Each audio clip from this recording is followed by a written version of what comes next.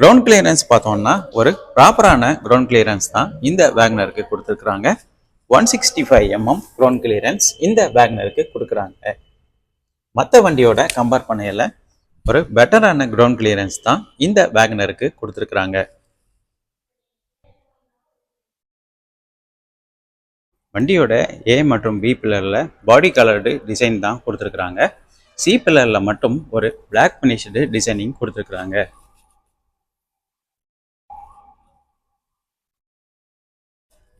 இந்த சி பில்லரோட சேர்த்து ரியர் டோர்லையும் ஒரு பிளாக் பேண்ட் டிசைனிங் கொடுத்துருக்கிறத நம்ம இங்க பார்க்கலாம்.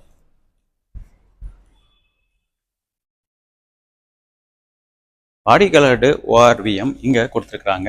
ஓஆர்விஎம் பொறுத்தவரையில் டர்ன் இண்டிகேட்டர் எதுவும் இல்லாமல் பிளாங்காக தான் கொடுத்துருக்குறாங்க.